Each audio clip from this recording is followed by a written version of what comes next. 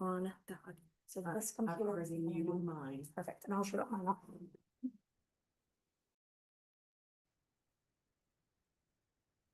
Okay, you should be good. If you need anything, let me know. Thank you, Jory.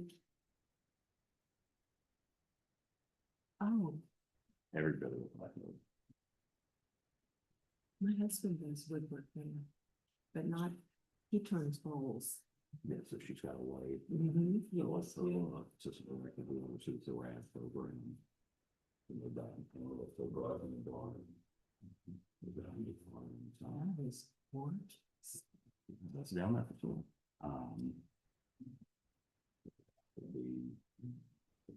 That's actual watch.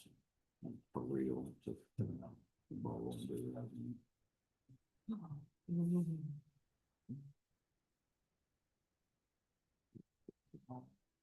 She did. She's very talented. Yeah, you got getting started. Until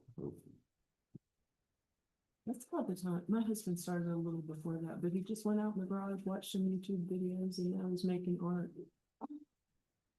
oh, Which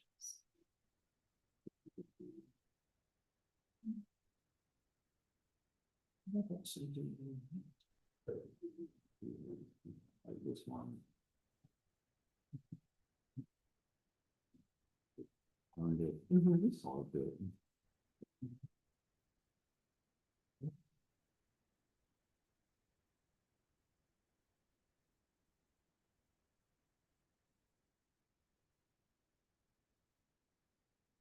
is she able to sell? Yeah, oh, yeah. She had a piece in the Vanderbilt Gallery last year. So, yeah, she'll say it once. She's got that big little bowl. I keep telling him this goes, and it's just doing this. Yes, this such beautiful work. This is one. He just gives it to me. His kids.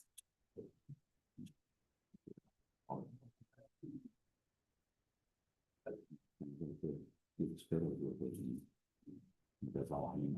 If I could go there, like a dental person.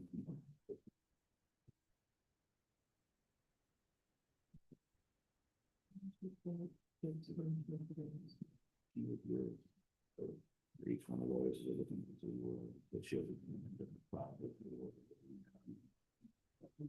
All right.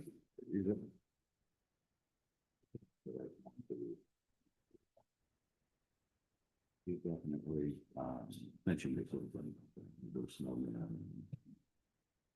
no, that for me. Oh, that's nice. So she got her, she does a lot of dabbles and no weird stuff. Like football trophies. It's 7 at least. These are the.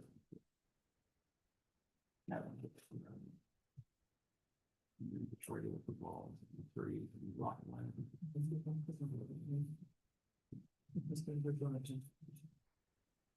Yeah. How long are you in town? Just an out, just as soon as this is over. I've been on Lisa. I know, I would love to.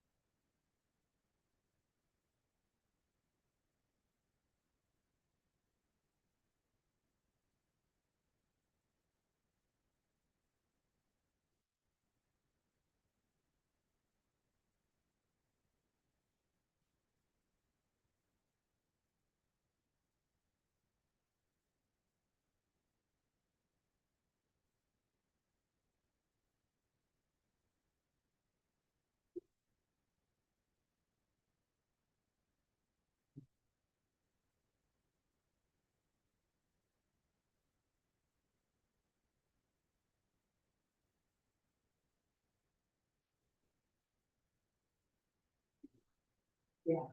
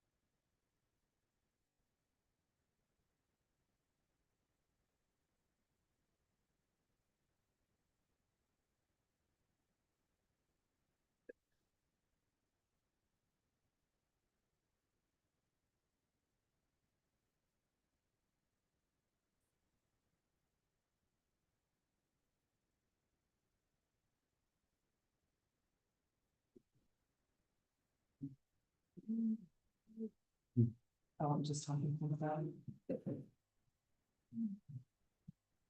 It helps me to speak it up a little bit.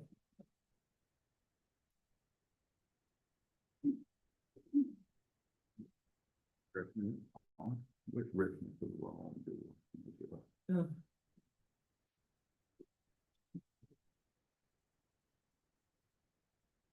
I think Carl just promised me that other world.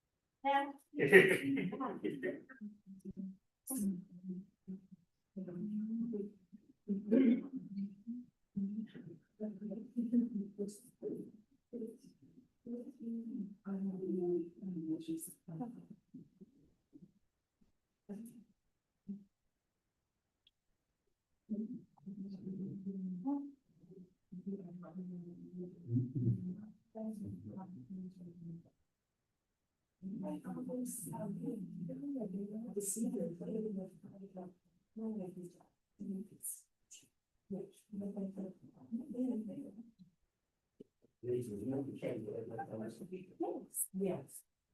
Yes. Thank you.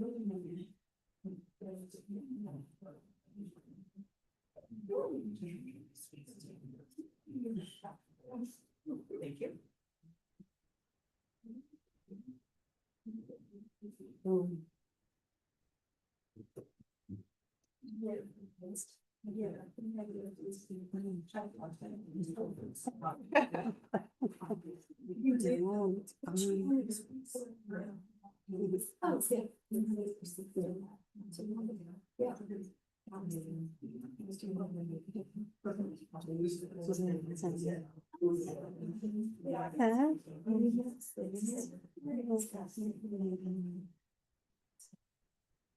Like, I don't know what's happening, because we have this big, and it's just this absolutely weird, and we did want to see that. It's fun to see. Always.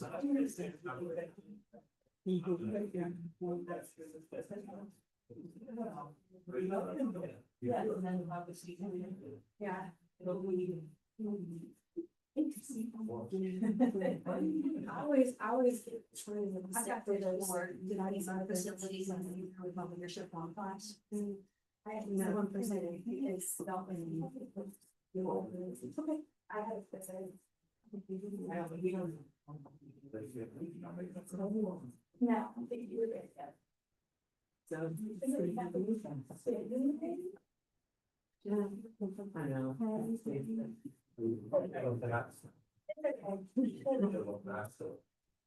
It was a cool experience.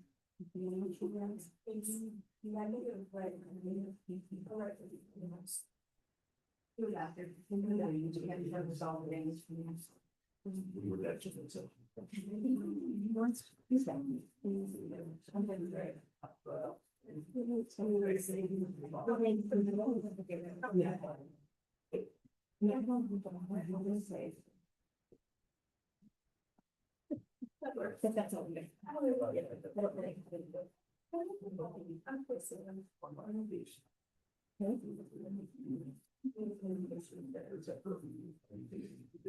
No, that's you. Well, I thought. Although, it doesn't look like we're getting together, so I don't think we're gonna get together on the weekend. Normally, for the weekend, five, six, and.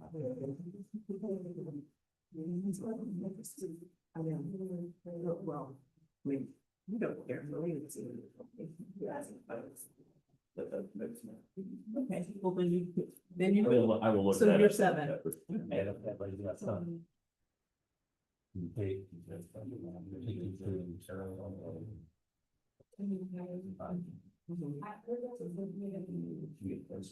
Yeah. I'll look at it. Yes. There's always a little. Oh, well, then we can, so we have 7, yeah, but we really have 10. Thank you. Yes, it will. We're bridging something.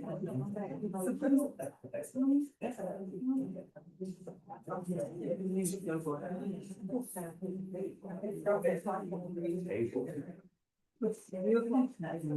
Right. Yeah. Does that, yeah, that comes out with also, so. Do you know the exact, I'm swimming in your door.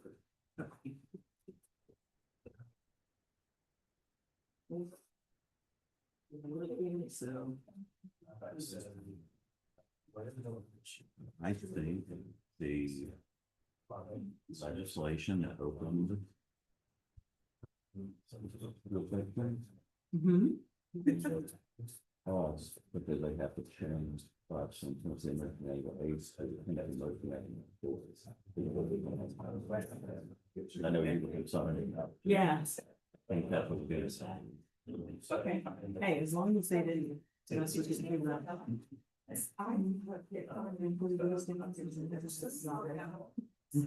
Was another job. Because it's like it's trying to work it out.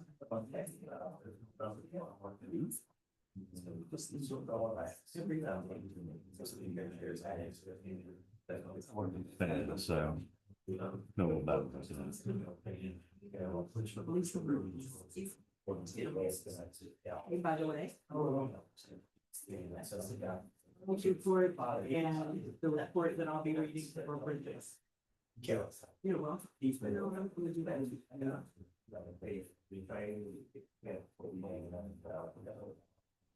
just fine.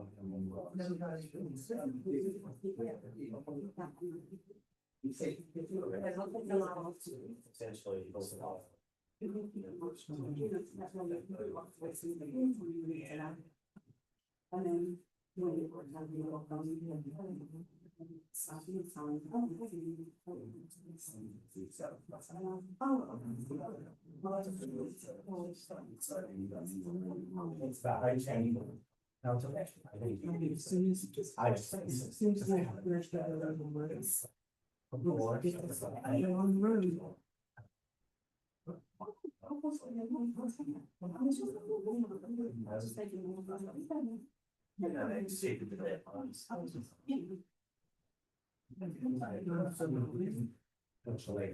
Yeah. Yeah. You guys are some.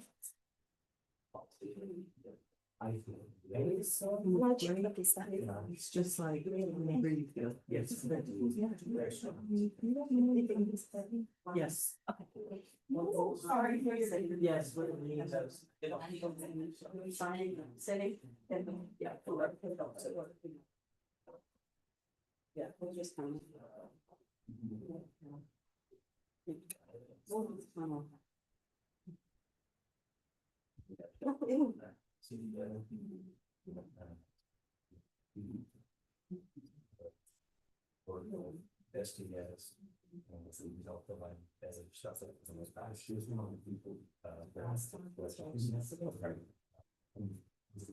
You're stuck with me, so I can get it. Been here a while, but right? I don't have my glasses on, that's normal.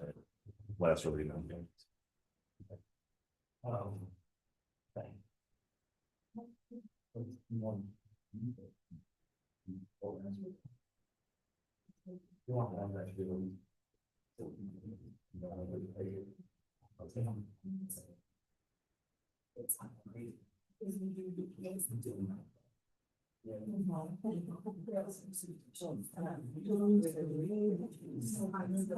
Okay, great.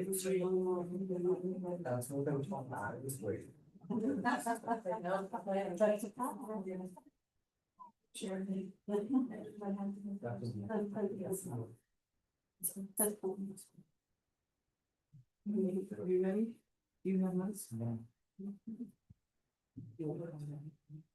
Yes, I just felt bad that I was like ready, so that's really. I was like, I think they did good.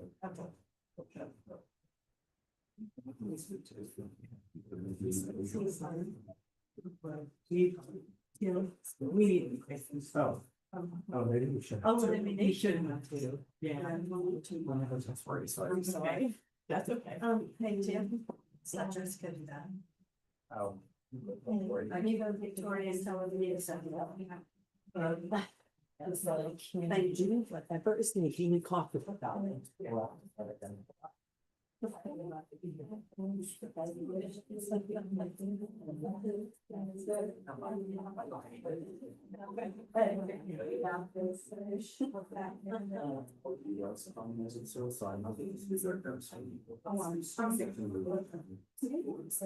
I have you. No, it's my birthday.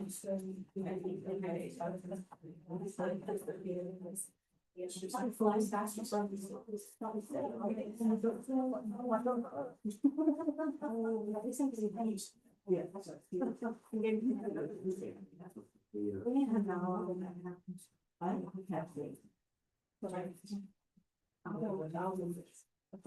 Just a little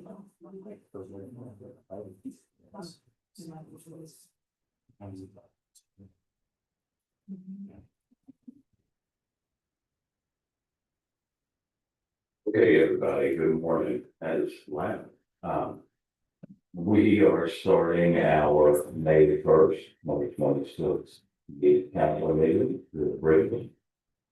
We want to go ahead and start it off and move it over to Lisa for a quick roll call. All right.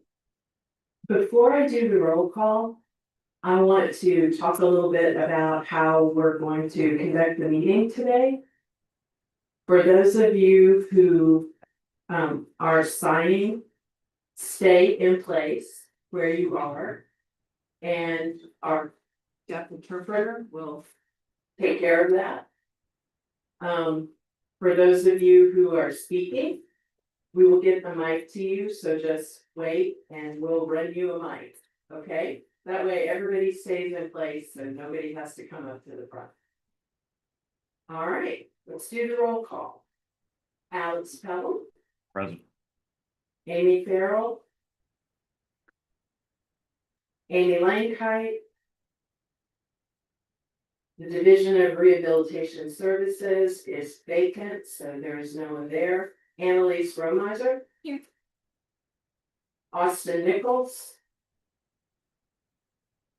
Carl Sherrard.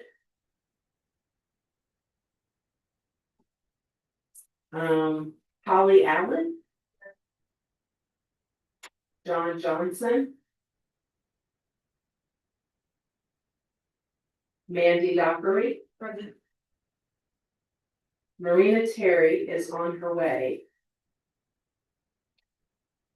Tennessee Association of the Deaf. I think we have Jenny Partain with us today. Welcome, Jenny. Monique Brazelton. Tennessee School for the Deaf.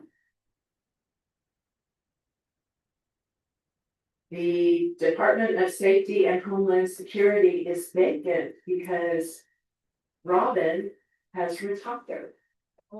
So Robin Beeman will not be with us anymore. They'll be sending over somebody else. And Tony Detchak, who also could not be here today. So we have 1, 2, 3, 4, 5, 6, 7, 8, 9 people present, which means we do not have a quorum. So we will not be able to vote. Am I correct in that, Alex? I think so, yes. Okay. Out of total members. No.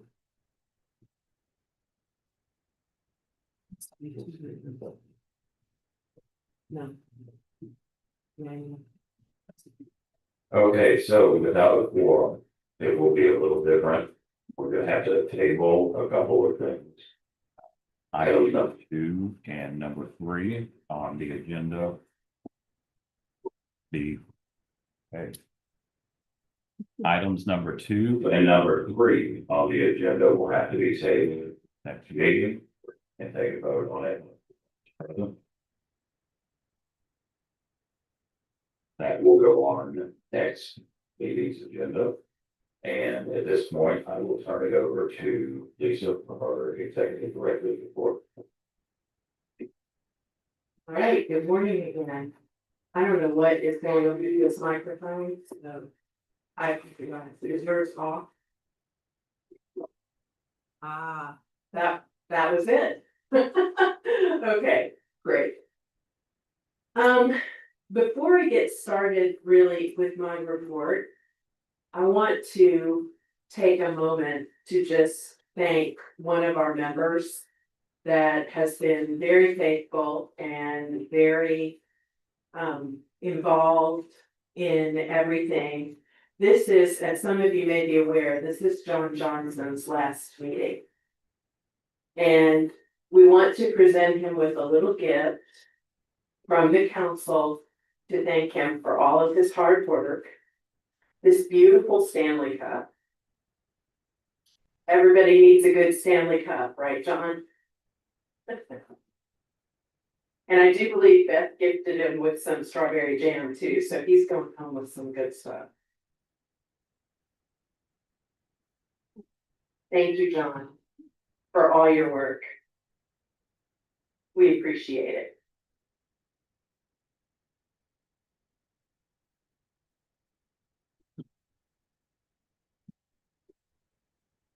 All right, that's my only door prize. Sorry, guys.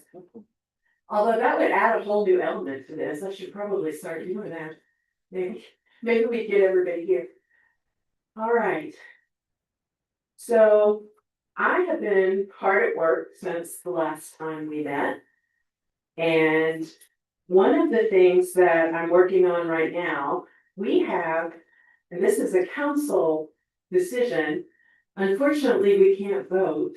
And so I'm just gonna take a general feel of how you guys feel about this.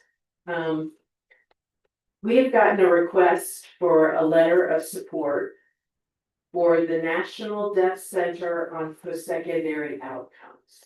And if any of you are not familiar with NDC, which is their acronym, they do absolutely amazing work. And they have some tremendous trainings online that we use in VR, but there's all kinds of training about deafness and working with people who are deaf, working with customers who are deaf, post-secondary outcomes. They have a lot of great information, but their research associate, Jeffrey Palmer, some of you may be familiar with Jeff. He actually lived in Knoxville several years ago and is a good friend of mine. Dr. Jeffrey Palmer is doing amazing research in linguistics, and he has asked that we send a letter of support for a grant proposal that they are filing with the Rehabilitation Services Administration. And the grant is called Beyond Access, Strengthening Interpreter Capacity for Deaf Youth in Transition. Nothing like a short grant name, right?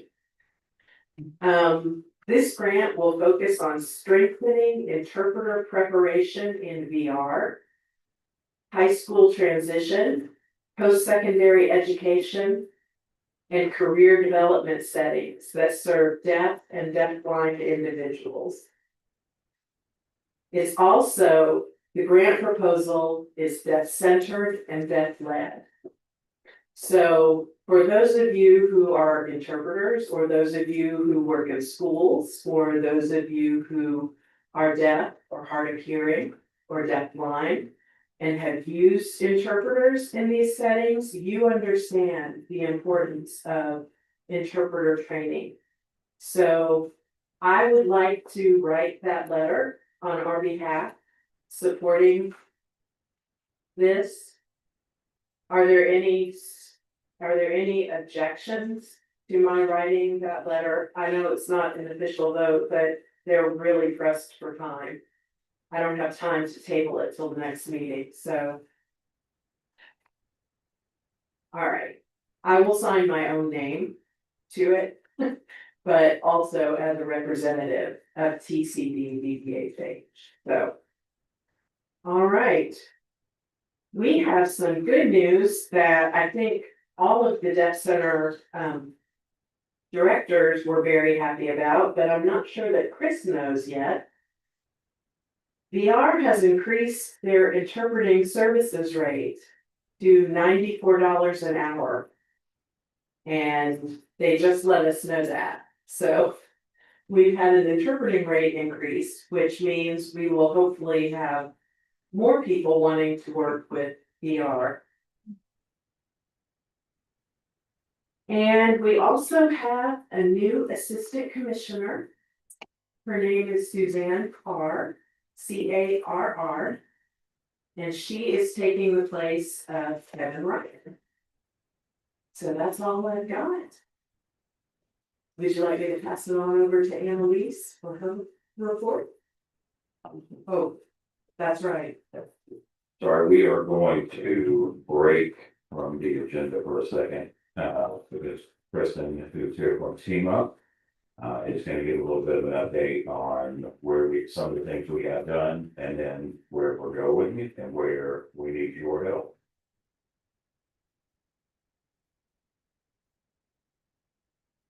Thank you. you.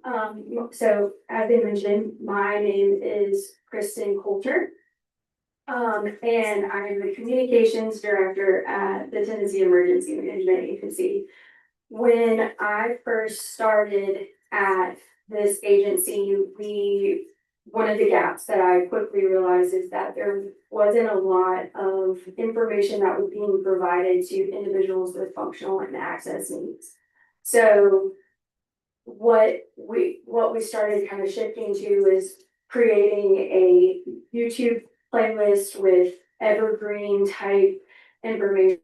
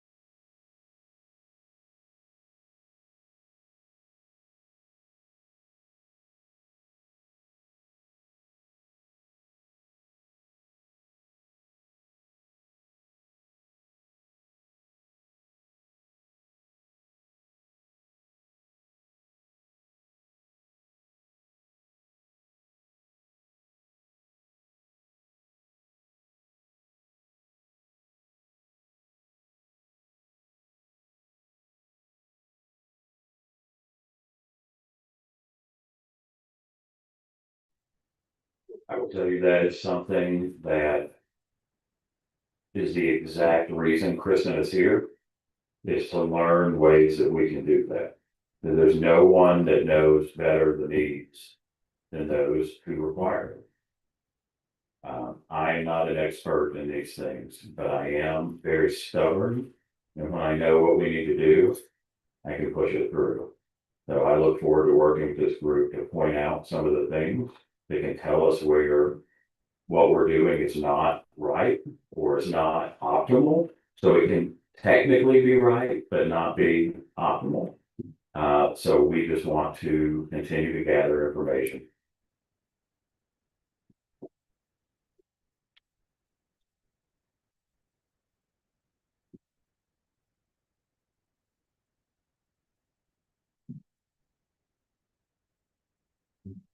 I think that Tennessee Association for Deaf would be happy to partner with you.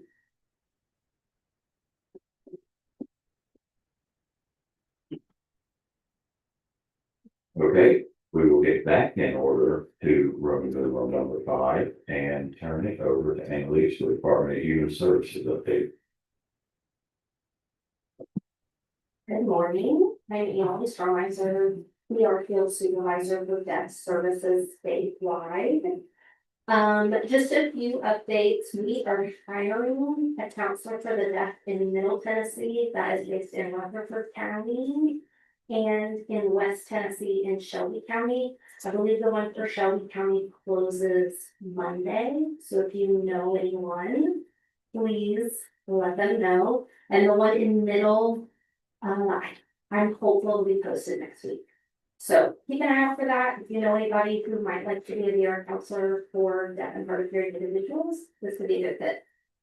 And then my last update is I have been approved to go to the American Deafness and Rehabilitation Association, DARA, ADARA, conference in May. Well, at the end of May, it is May today. And I'm really excited about that. I've never been, but I've heard wonderful things. And that's all I have.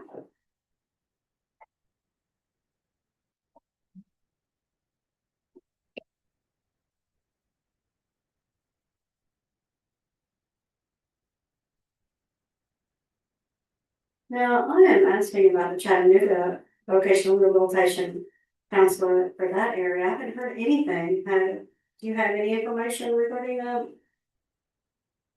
There's a counselor down there. Her name is Taylor Campbell.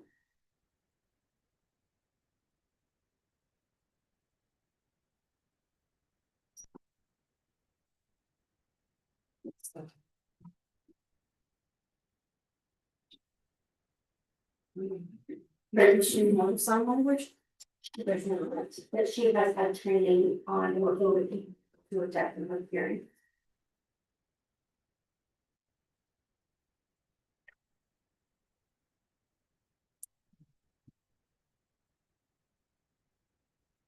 Well, I would think that the deaf community would prefer to have a counselor that does sign.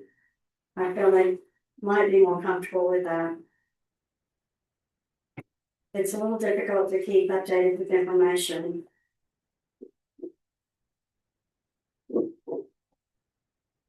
I would also love it if we had more counselors for the deaf who use sign language. We do have a high education requirement that often we are looking.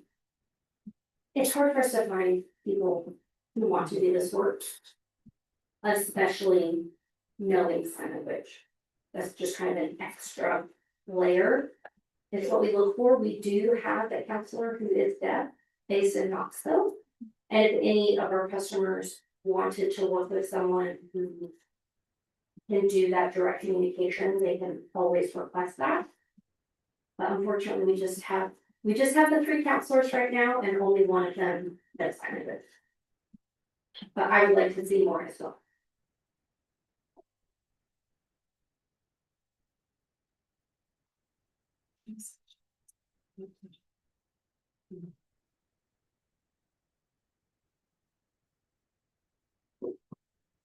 So if you don't have a counselor that signs, do you typically have an interpreter for that counselor?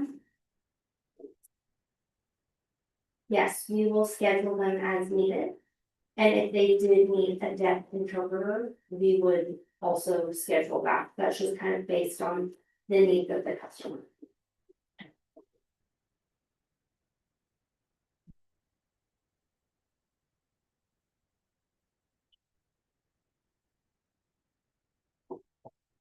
For the Rutherford County, do you have the name of someone? No, we haven't. No, we haven't hired yet. We want to.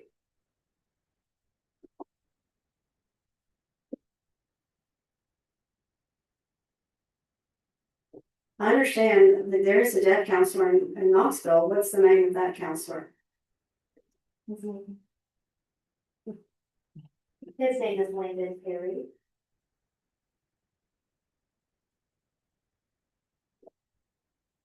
Thank you.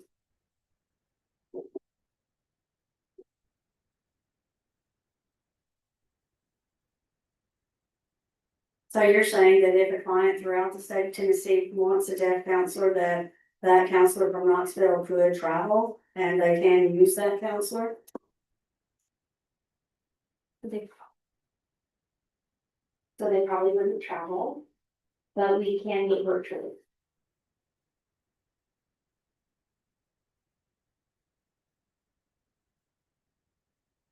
I'm sorry, I didn't mean travel, but virtually would work.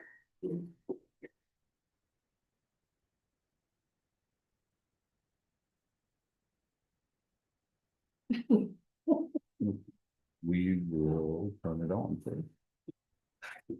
We will continue to play Pass on Potato. Thank you, Luce. We're gonna move to Roman numeral 6, which is unfinished business, the mental health work group overview with Lisa. All right. At the last meeting, Alex actually asked for an overview of what the mental health work group has been doing over the past several years. The establishment of this work group actually predates me. So a lot of work has been going on I've been here in this role now for going on 6 years. And it started long before me, but as we move to close out this group, I wanted to let you know some of the things that have been done, some positive impacts that we've had across the state. We kind of whittled down we started with a bigger group, but we whittled down to just a few dedicated people that included Dr. Angela Scruggs, who many of you know, she often interprets these meetings, John Johnson, Sharon Bryant, myself,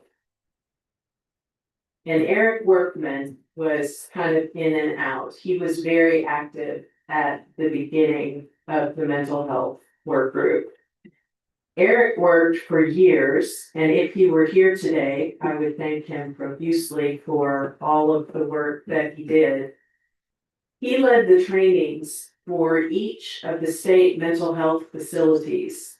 And so all of our state mental health facilities have been trained in working with deafness, working with interpreters, working with clients who are deaf, hard of hearing, and deafblind. They have all received that training. One of the other things that the group did, they spearheaded sponsoring interpreters to attend what I think is the gold standard of training, which is the mental health interpreter training, MHIT, and that's held in Alabama every year. And we sponsored several interpreters to go to that workshop and work on getting their mental health credential, because as you all know, signing therapists are few and far between. So we really need interpreters who are qualified, who understand all of the different levels of mental health and all of the vocabulary that goes along with it.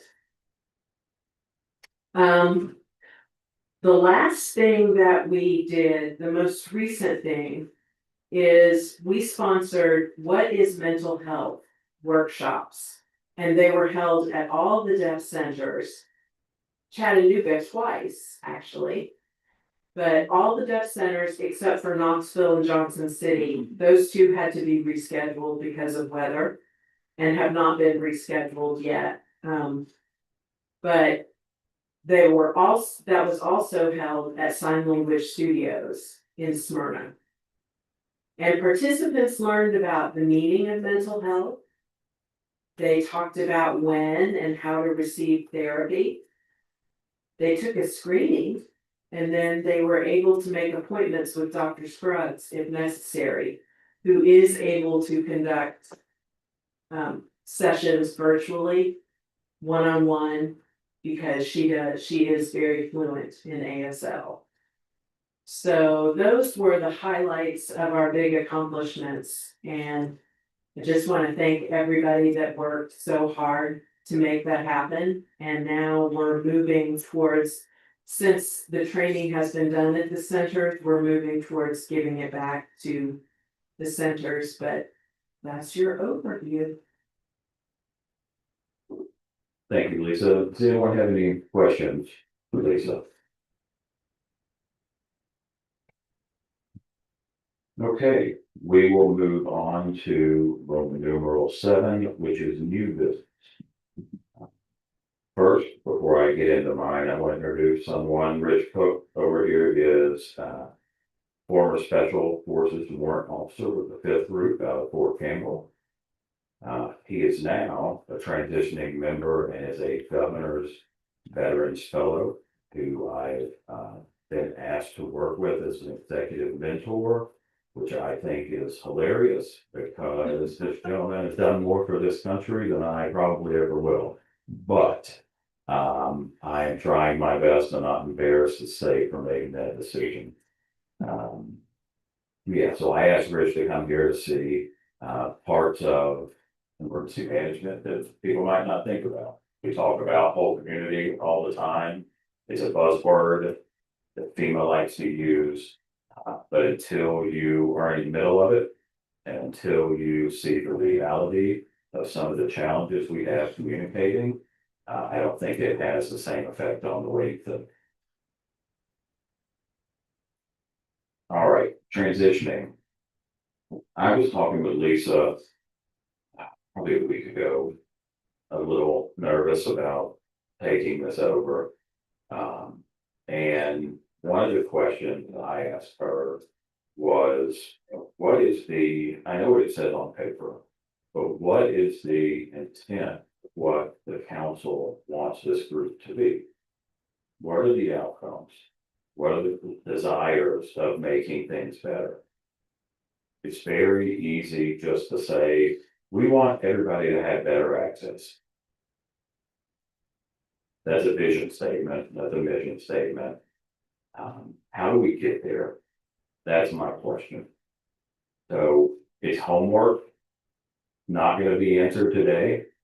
But I would challenge everybody in here to go back and think, is this agency an advocacy council? Is it a council that pushes for changes in law? Is it one where we share information about what we're doing, and then we find ways that we can apply that in our agencies? Or is it just a sounding board where everyone can hear what's going on throughout the state? I don't know that any of those answers are right or any of those answers are wrong, but I do believe there's a quote I love, and if you're around me enough, you'll hear a bunch of quotes, but it's from Seneca, a long time ago, older than me. It says, if a man knows to which port he sails, or if he does not know to which port he sails, no wind is favorable. So essentially, you're going to go somewhere. This group will meet, we will talk, we will brief. But if we don't know what port go to, the Seneca was talking about. We're just here. And I think the cause is what it needs is good. The need is present. And TCA 71-4 gives us the ability to make a difference, down to the fact where this group can, it says departments, agencies shall submit data requested. If there are initiatives that this group wants to work on, if we want to identify gaps, if we want to identify deficiencies in services throughout the state where there are higher populations of deaf, blind, or hard of hearing, we can get that data to start to build a plan. So again, I'm going to stop my ramble here, but I did want to bring up with everyone, I think deciding on what that roadmap looks like and deciding on where we want, which court we want to take our vote into, is important. Because otherwise we just settle in the open sea. At some point, one of us is going to get scurvy. So, that would be my ask that the next time we come, that we put this on old business to talk about. But just have some ideas, like where would you, in your ideal world, what is the best outcome for this council and how can we make the biggest difference? And I would tell you, don't do nothing because you can't do everything. I tell my employees, baby steps matter. Because eventually you've taken enough baby steps that you've taken a journey.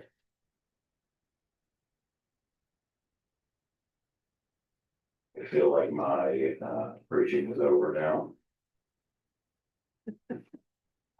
I look forward to hearing from everybody the next time we're in, because it's something if I'm passionate about it and I want to spend time on it, we're going to do it 100 miles an hour.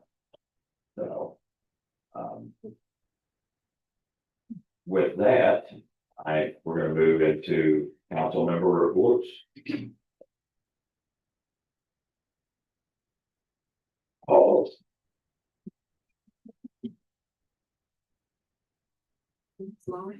Okay, with that, we are going to move into council member reports from numeral 8 under agenda, and we will go to Carl.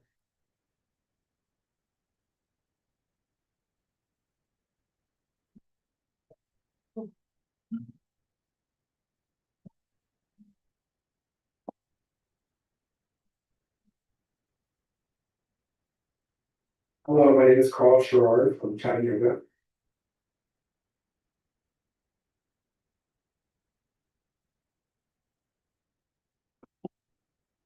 For Partnership Families and Services. There was an event for St. Patrick's Day on March 19th of 2026, and there were a fair amount of attendees there. People went to eat. It was a great number of people. I want to say about 20, maybe a little bit more, honestly. A fair amount of people came and went. It was a really nice event. Everyone seemed to enjoy themselves. It was a lot of fun. People got to connect with others. And then there was also the March morning social that had only about 4 people who showed up. But people got to mingle and have some coffee, and that's what it's about. That was also really enjoyable. Some interpreters were able to come and interact with members of the community and get more ASL exposure. To be involved in that coffee chat.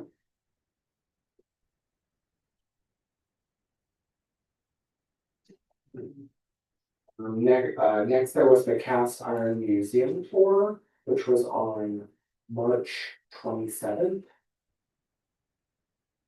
I want to say about 7 people were there for that event. some interpreters who went around with the deaf people to explain different parts of the museum, different exhibits. I would wish I was able to go, but unfortunately I had a scheduled conflict and wasn't able to make it. But I heard it was great.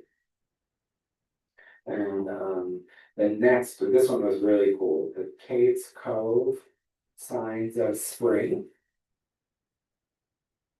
That was really enjoyable. It was actually my first time being able to go to that event. And there was a lot there. I want to say there were about 80 people, but probably even more. And there were 5 different setups while there. And each one you went to, there were either deaf or hard people, hearing people present with interpreters as well, so that they could get access to the information. There was also a park ranger present as well, just to provide more education and information on what was going on at the event. And I was one of the presenters as well. I talked about myself a little, some of my background. Talked about ears of corn. Maybe tools. Talked about some different objects, how that works.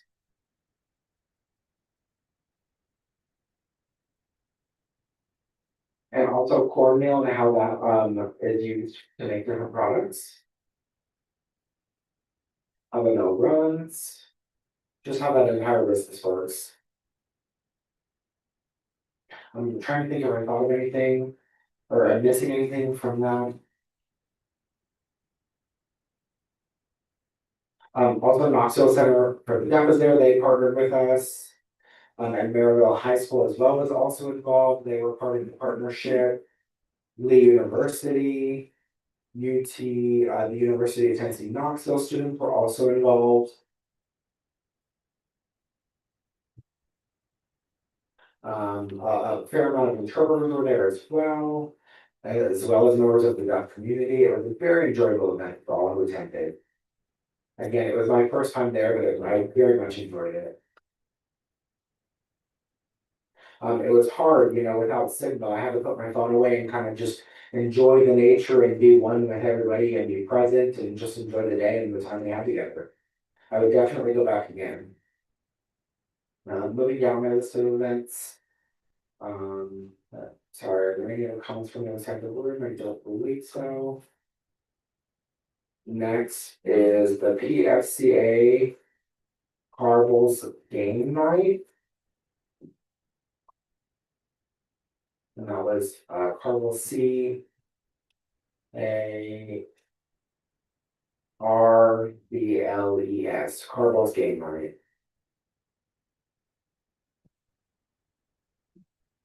It was my first time, so I didn't have a lot of information on that, but I went and was able to play some games. I thought, very few people would show up, but I was surprised by the number of attendees. I think 24 people were there. It was great. I was very surprised to see how many people decided to show. People brought some snacks for everybody to share. Hopefully they'll do it again. Crossing my fingers. It was a real fun time. Next was the Hearing Loss Association, HLAA Chattanooga chapter. They had a meeting in April on the 19th.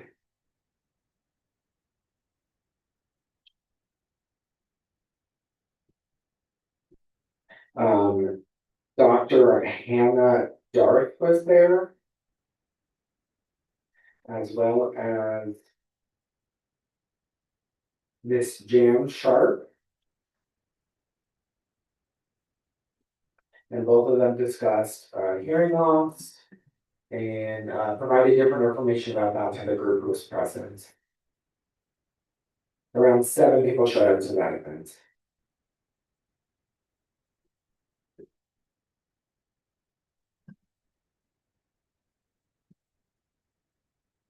Signal Center's Assistive Technology meeting, which was on March 15th. There were 7 people who attended that meeting. Just to talk about different equipment. And, you know, it was kind of hard, or for people who are having a hard time hearing, what assistive technology is available to them. And nobody had to buy anything that was present, they were able to test the technologies in order to see if they could even borrow some of those equipments that were, there, to see if they were good fits for them. And then last on my list is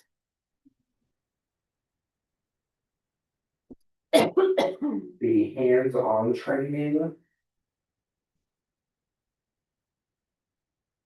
We're running phones for hard of hearing individuals. Someone is going to come to explain a report regarding that. And I will also add more at the next meeting based on that workshop. Are there any questions based on everything I shared? Thank you. Thank you very much, Carl. We will now. We will now move to what is unfortunately John Johnson's final report.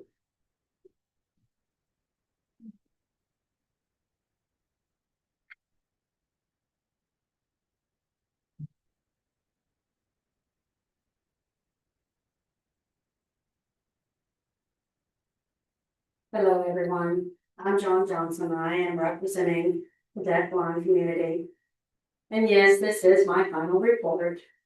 But first of all, I do want to recognize Gail for bringing me here. She has been my transportation all along, so I do want to recognize her. She has been so important to me.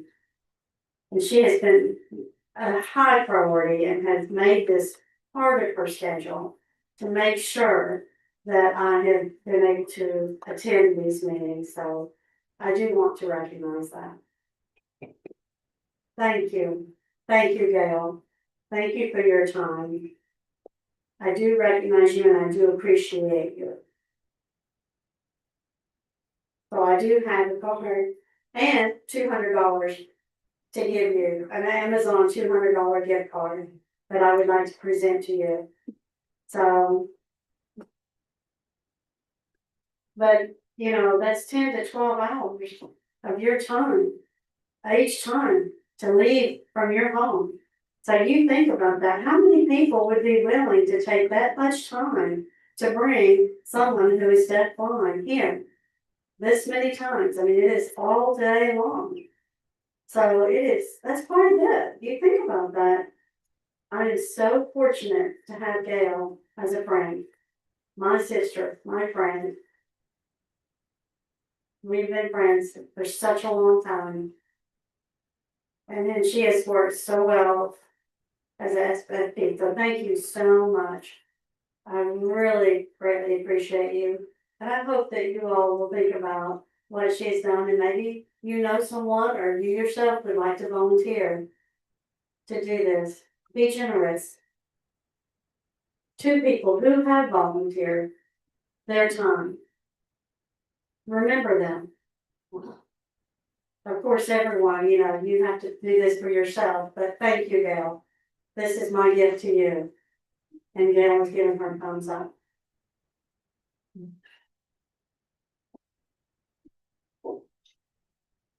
Now, I do want to say that began this work back in COVID.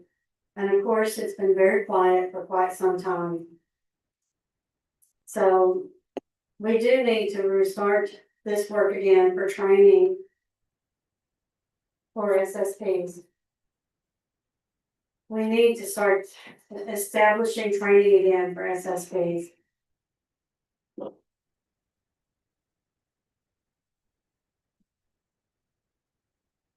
There's a real concern.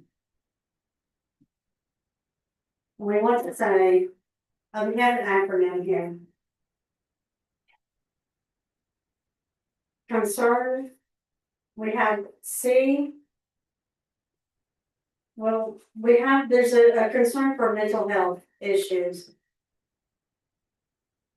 And I'm not talking about personally, I'm just talking about that over time we see, we tend to get worse and worse, isolation. It becomes worse and worse and it can lead. And so I think that it just becomes, that let's see. The conservative, we need to make sure that people are being paid, and I'm not talking about just getting out and going on vacation, but I'm talking about it's hard to not be isolated. And you really need to have people who are professional to take care of issues. And I understand that it is interesting, you need to have people who are in the right department, like Department of Human Health Services. It's important that mental health issues are taken care of and make sure that issues are being taken care of. And I'd like to thank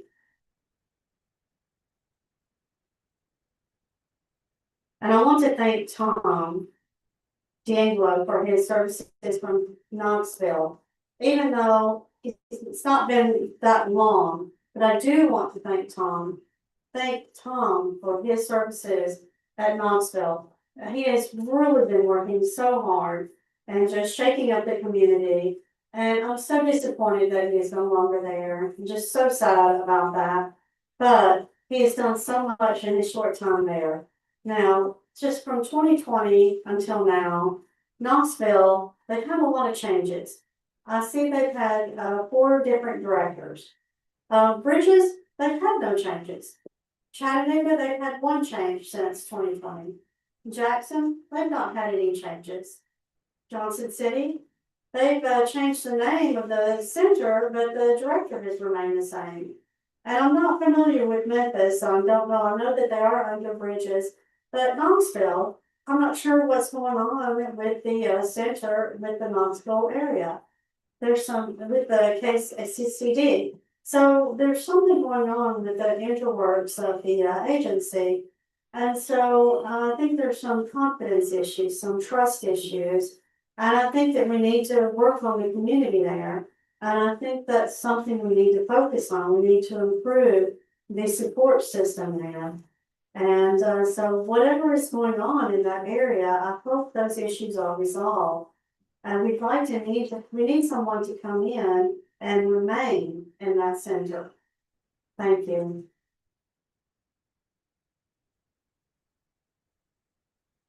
Now, I do want to talk about TRID.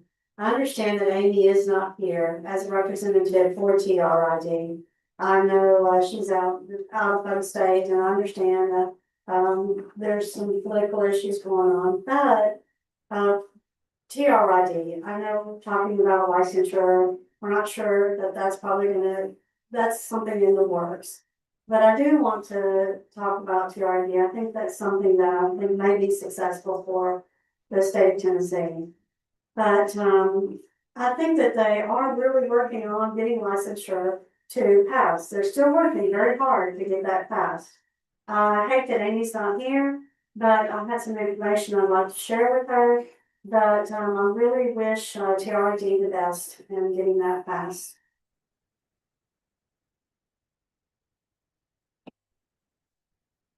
Now, SSP bill for the state of Kentucky seems to be going really well. The Medicaid program, I've already sent everyone here information. I emailed that information regarding what's going on with that state, just to share that information with you. I believe that happened back in, started in May of 2024. What I've heard recently, March the 6th, what that is talking about is the home care program. I did pass that on, so this is some additional information. I don't know if we wanna set up a task force or have the board involved in it, but the information is there. So just to kind of understand, what Medicaid is doing, private insurance, Medicare, and how this can apply towards this, I'm not sure how it applies to independent living, if it applies to home care, as it applies to nursing care, nursing home, or where it applies. But, before, where, where the resources are gonna come from, and how is this gonna apply to deafblind? And how is this gonna apply to SSP, as far as how much is it gonna be paid? If you're gonna offer $10 an hour or so, that's not gonna work. If you can offer $100 an hour, you're gonna get people who are interested. You have to make it beneficial and worthwhile for people to want to do this type of job. Of course, the language has to be there. You have to be able to communicate. It has to be beneficial. You have to be able to work with someone who has schizophrenia, somebody who has cerebral palsy, someone who is, maybe have just different disabilities, and so you have to think about your consumer. And so, I pay maybe $650 a month for health insurance, and I don't feel like I'm benefiting from that. And so I feel like that, I'm paying for $4,000 a year for a property tax. And so I'm not benefiting from that. And so I feel like I'm paying for all of these services that I'm not benefiting from.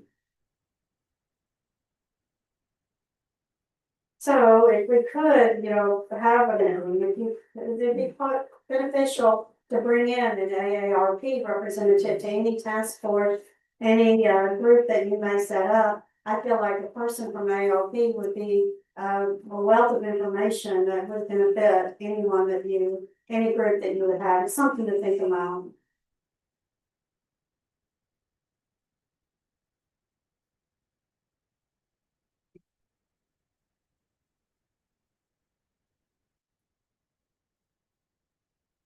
And I do want to thank the state of Tennessee.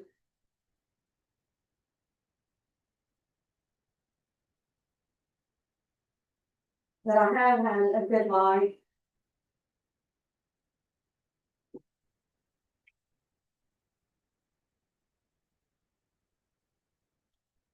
And I do believe that with the task force, that we can continue all this.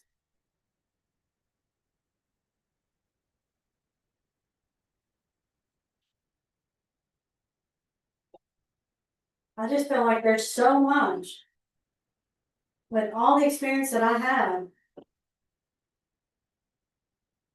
But where are the other people that have had the experiences? So I really hope that there are those who are willing to share their experiences. And I know that it's so beneficial. And I know that there are people who may not be willing to share their experiences, and we need to respect that. But if they aren't willing to share their experiences, then the services will not improve.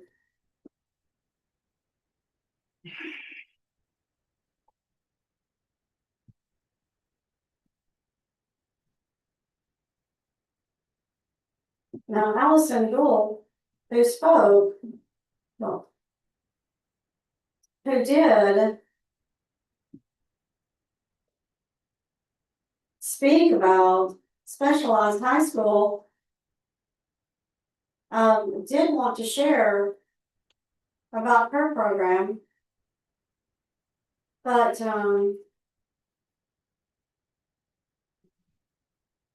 I wanted to really share her experiences as well. So I want you all to ask yourself, do you want to work 8 hours and just continue working and have all your money to be gone?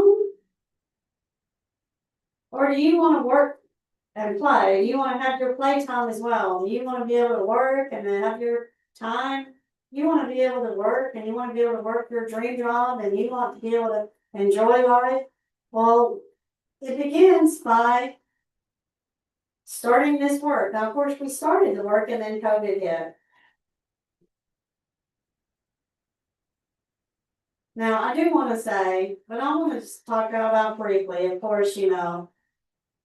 My mother, you know, started and, I do wanna say that she was sick and was put into a hospital on the first floor and then came home and then was home and then, you know, we didn't have air conditioning and then of course we had to meet through Zoom, but you know, I didn't let that work. We still, you know, we met even though we didn't have air conditioning, we met and you know, we sweated out and we kept on meeting and it just kept on going and going and going and then but we had problems with internet and it just we went around and around and around and it was just a constant battle and it was just like, you know, the resources? It was just opportunities were there. So we just, you know, opportunities were there. It was just too good to take. We had to take the opportunities while they were there. And then we got the teleroom. And we had the opportunities. We got the good room. And then all of a sudden we had trouble with transportation.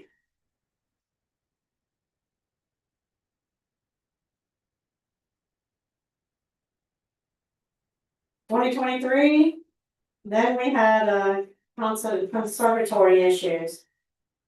The state that can improve. So we had to educate people. Then we wanted to improve that, and that did do well. Will it succeed? We don't know. But I want to applaud their effort. I do. I want to applaud their effort. Letters were sent to the government, so went to the Department of Education. But then it was sent back to the states. So it's on the states now. So it forces everyone to get involved. It forces all of us to be involved. We all have to work together. So if you don't feel like the interpreter is qualified, you can complain. Ask for better interpreters. You ask for better interpreters in your school systems. Ask that you have better support systems. Work together.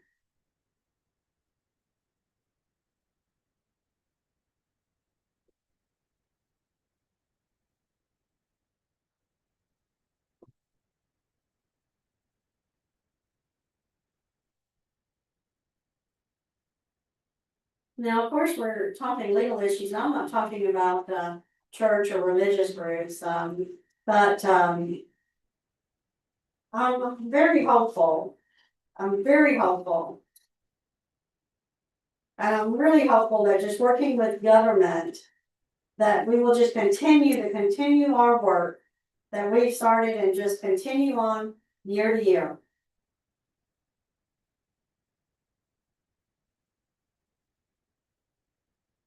And we're hoping that government will improve partnerships and provide equal access throughout every county in the state and improve the lives of deaf and hard of hearing.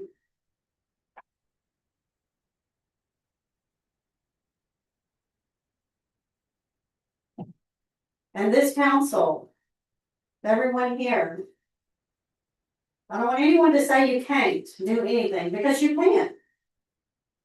I don't want anyone to say that you don't understand, because if you don't, make sure that you understand. March 16th, we had an interpreter. We talked about licensure and then talking about what needed to be done. And it was explained at that time. And there were things that didn't understand. And so then it was brought to our understanding so that, and then it was brought to the legislature. And so it was brought to where it was understood. And so that it made sense. These policies, these excuses, we don't want to hear those anymore. If you say these policies, no, we wanna change it, we wanna change these to facts. We want to make sure that these are things that can be done. And make sure we're using the correct terminology. And we wanna make sure that we're using the correct facts.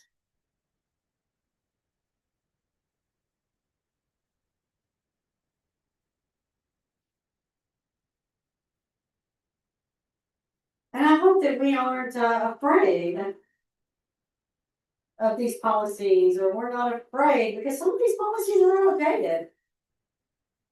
Throw them out, get rid of them, stand up. And let's just propose to get rid of these policies. Let's let the government work on these to improve these so that they are, we need this to improve our life. Get rid of those. We've got to make these work for us to improve us. We don't need these barriers anymore. We can't be afraid anymore. We have to push those fears aside.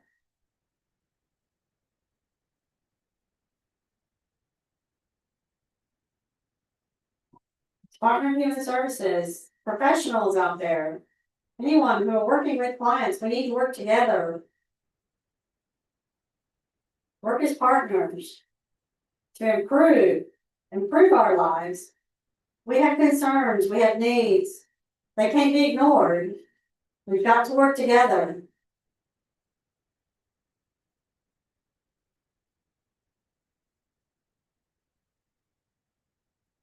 Get rid of those treatments. Get rid of those things. We want to be the same. We want to be equal, treated equally. I wish everyone here the best of luck. Everyone here, thank you. Best wishes to everyone.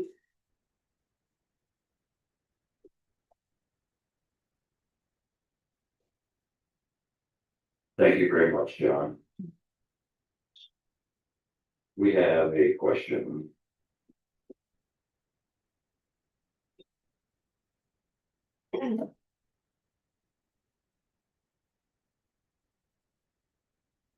HDCE, what does that stand for? That's my first question.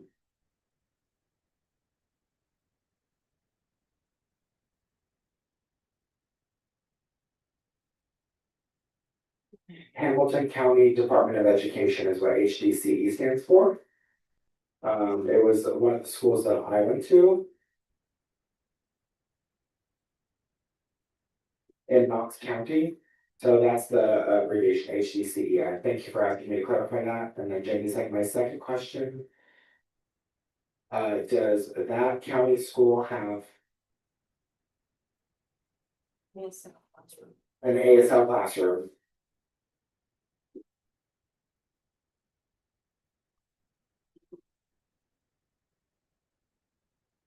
And the answer to that is they used to have that for about a year and then it was shut down.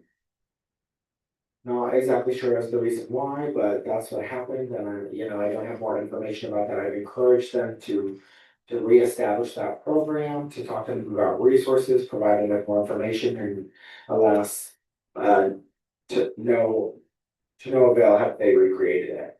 And then the last question from Jenny is it, sorry, I think you mentioned 20 hours versus $20. I was a little bit confused. Could you clarify what you meant by that part of your presentation?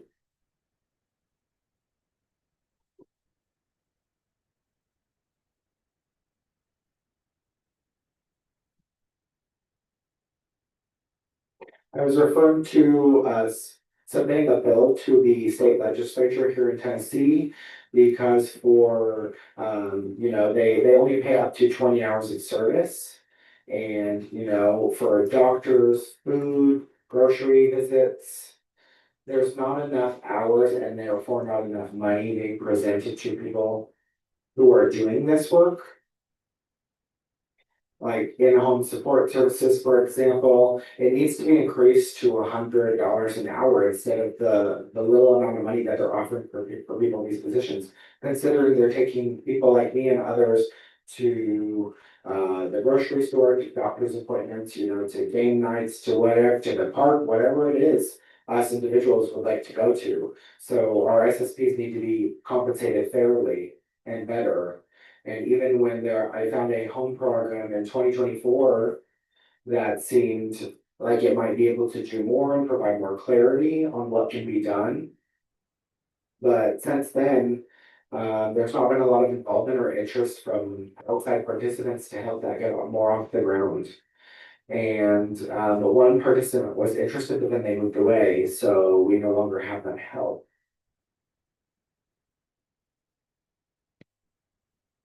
The thing I'm still trying to clarify, 20 hours for SSP, you think that should be increased to 100 hours a month for an SSP?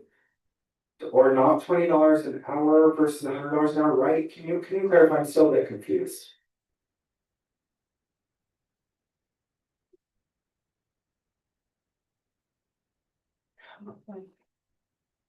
Sorry, I'm talking about hours, not money. Is that they only allow for 20 hours worth of services to be provided, and I think that needs to be increased here. Just as I said today, my friend Gail, this whole day that she's with me is up to 12 hours, and that includes, food, driving me here, back, planning out of her schedule, and it takes a lot of time and efforts that she's offering up to help me. And, gas has to be paid, time has to be compensated, and she's a volunteer. So, and it's not often easy to find volunteers. I mean, can you imagine that it would be?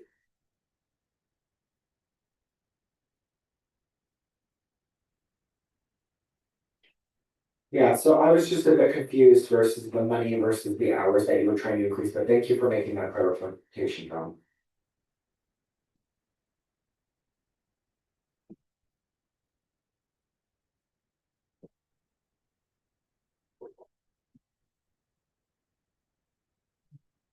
I'm going to figure out how to use this microphone before we are done today. John, thank you very much. You've been here since the beginning of when I was here, and always passionate, always respectful. So thank you, and I hope this is not the last time I see you. With that, we will move to Jenny, who will give us a brief from the Tennessee Association of the Deaf. Yeah.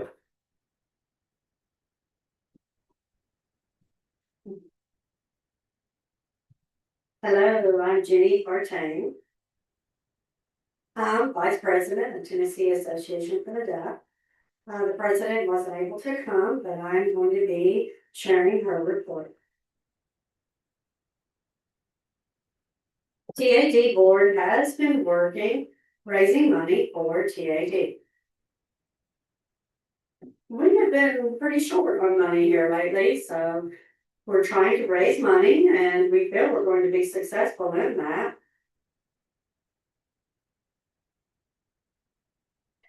Now, Shar, and we did have a town meeting, and we're going to be having one in Knoxville. And we're going to have one in Nashville. We'll release those dates soon, and Johnson City as well. And that will be held in July.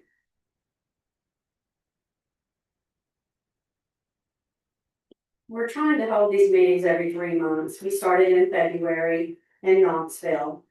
And we did start that February tomorrow, May the 2nd, the board meeting will be held in Memphis.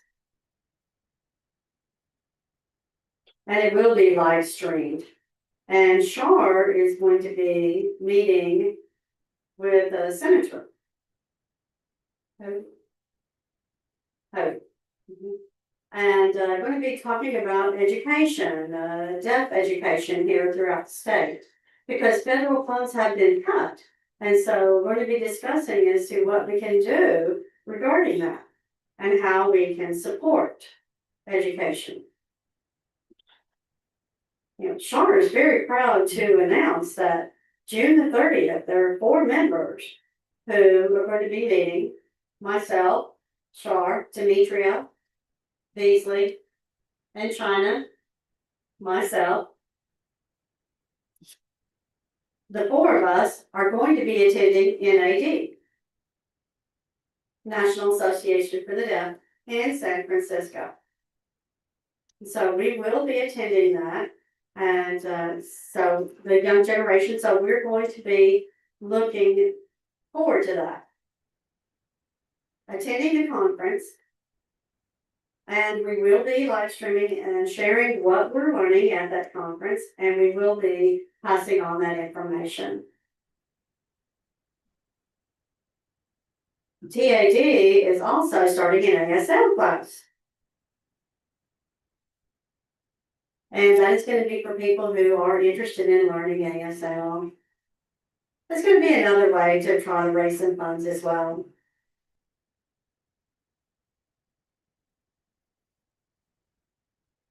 I believe that's our report for today. Thank you all for your support, your continued support of TAD. And if you're very interested in becoming a member of TAD, go to TAD 1898.org. Please become a member. If you'd like to make to donation, it's 1897.org. Let me clarify, tad.1987.org. Thank you.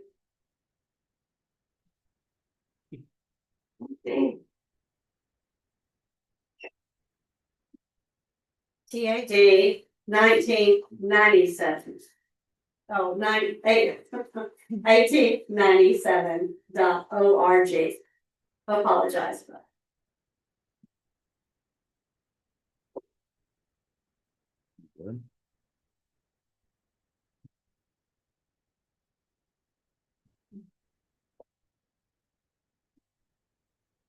Science. Okay, are there any questions for the word Jenny before we move on? Okay, seeing none, we will move on. Lisa will be giving the state grantee report from numeral 9 for bridges for the deaf and hard of hearing. Nancy couldn't be here today, and Eric was supposed to do the report, but unfortunately he is sick and can't be with us.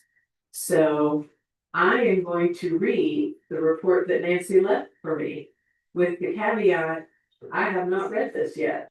So I just got it. But Nancy says, good morning to all. We just hosted our successful Bridge Builder Day of Giving last week. It was a wonderful 24-hour online event filled with silliness and powerful stories and testimonials from our amazing community. And we raised much needed and much appreciated funds to support the continuum of programs and services we offer from birth through senior years. We've had several successful collaborations with the library, from providing space during their fire closing, to Mandy Harvey, to hosting high school students from Hillsborough for a transition discussion.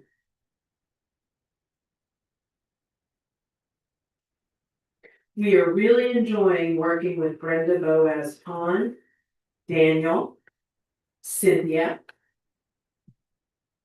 Beth, and the team there.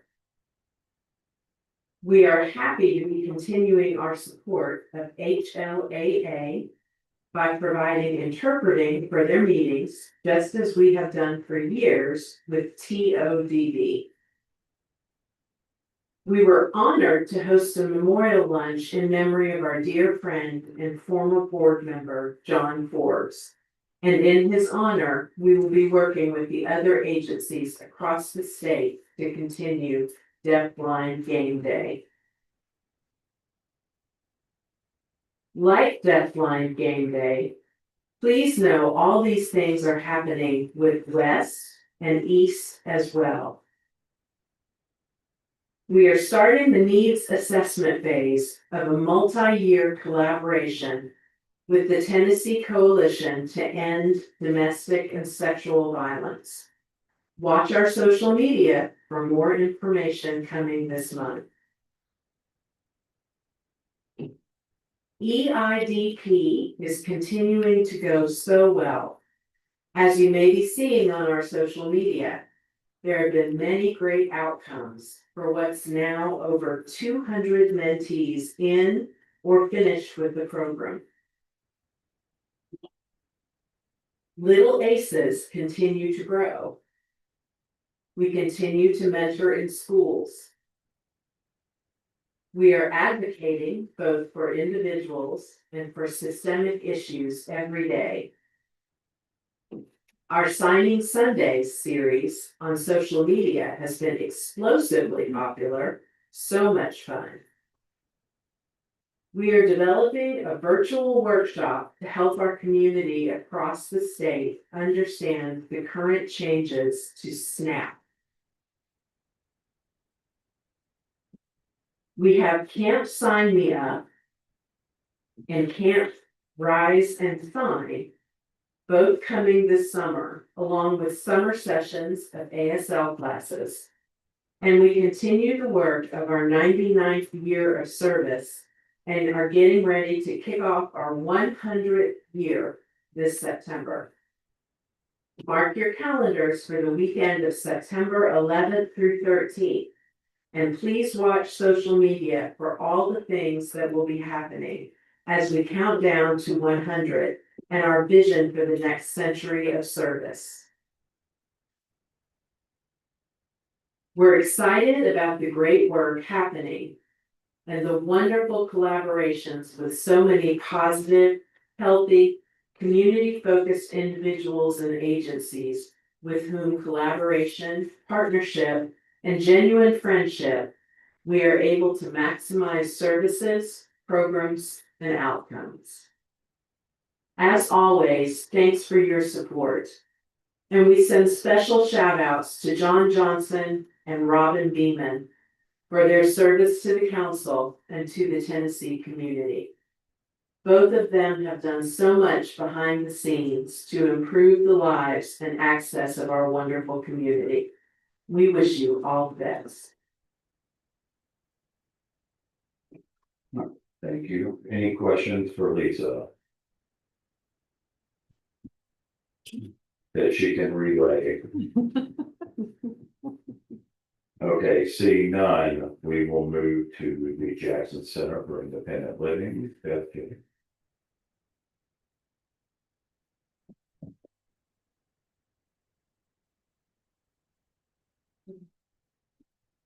Good afternoon. Who else is like dying with their allergies right now? So show of hands, everybody in Tennessee.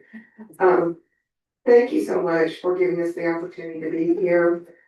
We have just a little short report. We have met all of our goals for the year. Some of them we have doubled and some of them we have tripled, and we still have a couple of months to go. So we're really excited about that. We just resumed our free ASL1, ASL2, and family ASL classes that we do free at the Jackson-Madison County Library. Those classes have anywhere from 70 to 25 participants, and they have been really popular. The family class includes a lot of children, and from that, we have been approached by the Madison County Parks Department. So during those summer arts in the park and summer camp, we will be providing weekly ASL classes, and that will reach probably around 400 children. So we're very excited about everything that we can do in the community. And we just started our night ASL classes. So we have a second deaf teacher who is teaching those classes as immersion. And that class has 20 participants. We were really honored. We received a Community Service Award from the Tennessee Department of Mental Health and Substance Abuse at their annual Tennessee Prayer Breakfast Day of Hope. It came as quite a surprise to our agency, but we were proud to be honored along with other agencies in our community for the work that we do. We were also invited to be an agency presenter at the United Way First Ladies Luncheon. So, Jackson's still small town in a lot of ways. So that ladies luncheon has about 1,200 people come. They decorate the tables all the way out. People who buy a table go over the top with flowers and china and everything. But it was such an opportunity for us to reach out and share what we do every day. And we really thank them for that opportunity. Upcoming events, I left little cards at each of your places with a QR code. We have done some work on our website, and one of the parts we're really proud of is our upcoming events. So we're working out through the year, so you can scan that and it'll take you right to the events that are going to be happening at Janesville. But quickly, May the 7th, we have a healthy air fryer cooking class. Starting in May and through June, we're partnering with the Tennessee Extension Office to provide chair yoga, which will be accessible to everyone. We have summer game days coming up, and our ADA picnic is on July 17th. If you're in the Jackson area, come by and have a hot dog or hamburger. Our theme this year is circus, so it'll be fun. And we just appreciate the opportunity to work with the other centers across the state, with the council. And we're small, so we really look for partnerships, the way to stretch what we do and to reach more people. Thank you. Thank you very much. Next, we will move on to the Partnership Services for Family, Children, and Adults, Chris Davis.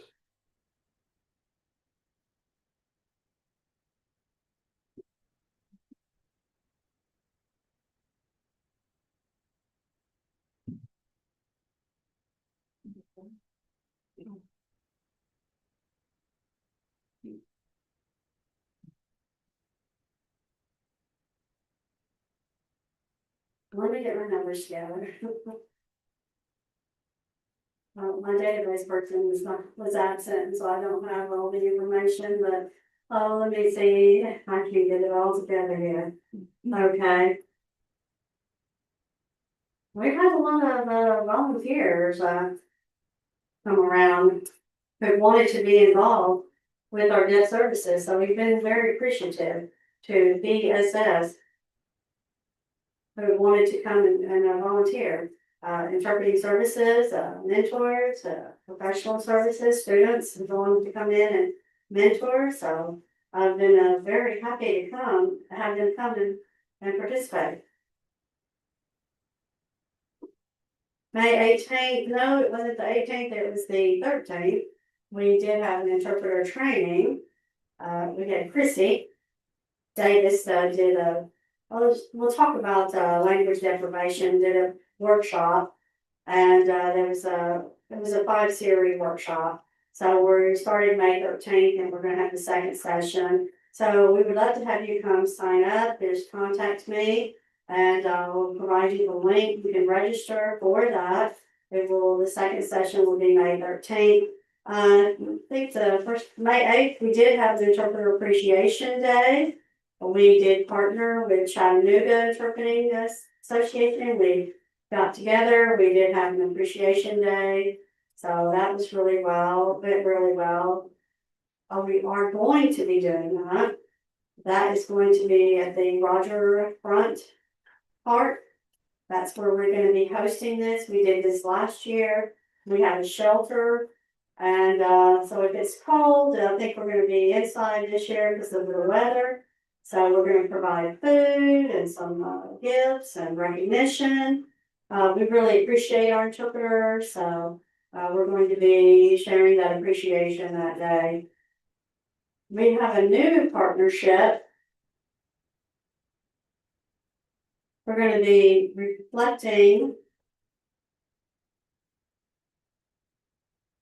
at the Arboretum at the Chattanooga, in Chattanooga. And we will provide interpreting services for that. We do that every quarter. And so that will be workshop. And the next one will be May 21st.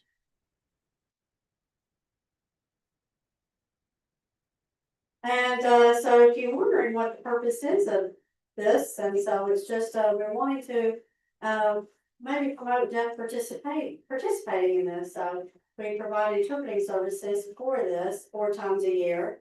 And this will be May 30th of this year for the next one. I believe, be the first time it's gonna be the Red Wolf Soccer Day. That's gonna be Red Wolf at the Red Wolf Stadium. That's the professional soccer team. And that's gonna be Deaf Awareness Day.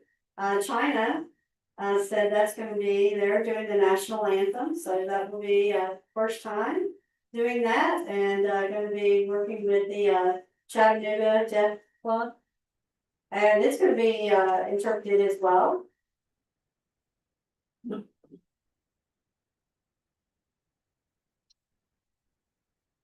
Interesting, event, so come and watch China perform the, national anthem. We had a McMahon coffee chat, but we did have to put that on hold. We will start that back up, I believe, June the 2nd. We'll start that, doing that on a monthly basis. But we're going to a new location. There's gonna be a new coffee shop. We're going to the Drip Coffee Shop in Athens, Tennessee. So we're trying to, we find new coffee shops, and this is a new coffee shop. We've heard they have good food there, so please join us, and look forward to a good fellowship there. July 25th, we'll be hosting our July 30th, we'll be doing our annual swim and picnic. We're gonna have hamburgers and hot dogs, and so look for anyone to come, bring a side dish. Keep an eye on your social media, and we'll have more information there regarding our cookout. We're having a cookout September 13th. We're working on that now. Have the final date information. Just keep your eye on social media for more information. So we'll have another person doing national anthem then, but we actually have over 1 million followers on social media. So we're very excited to have this person who has 1 million followers on social media performing this. So we'll keep you posted. Everyone have a safe trip back home. That's all I have today.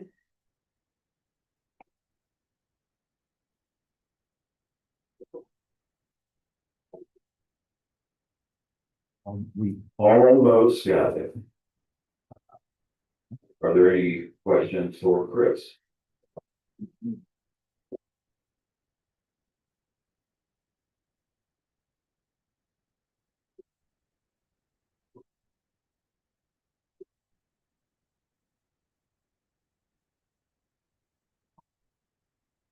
Earlier, there was a Chattanooga agency. That's new to me. Tell me more about your agency. I'm not familiar with your agency. So I wasn't aware that there was a Chattanooga association, so. Okay, I'm referring to the interpreting agency. Holly owns that agency. We actually have 3 interpreting agencies within Chattanooga.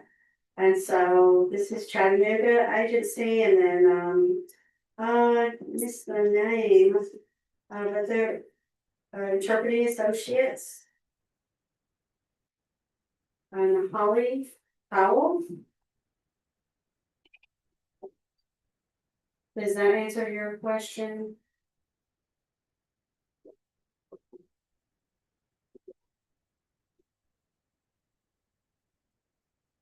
Yes, it does.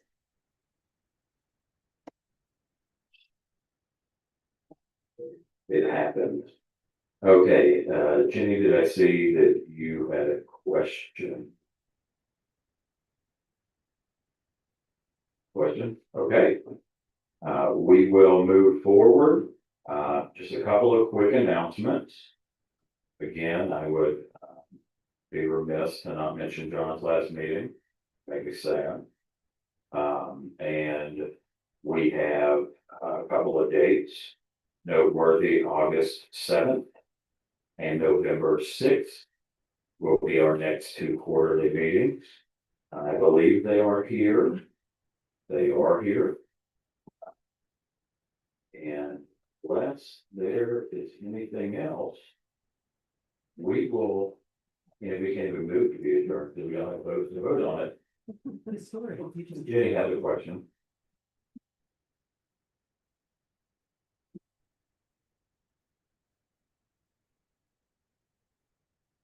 So you're saying the next board meeting will be August the 7th and November 6th, is that correct?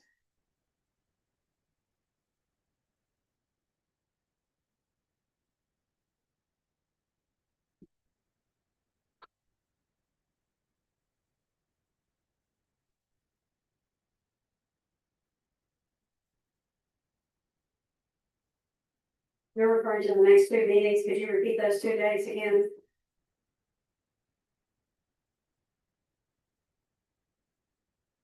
I could try to. August the 7th and November the 6th.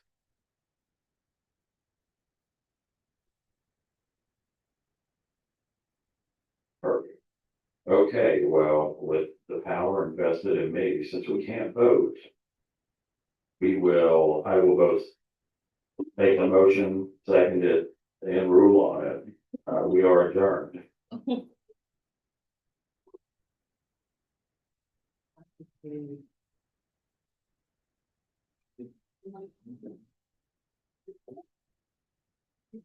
I know. I started to realize that that's what I was supposed to do.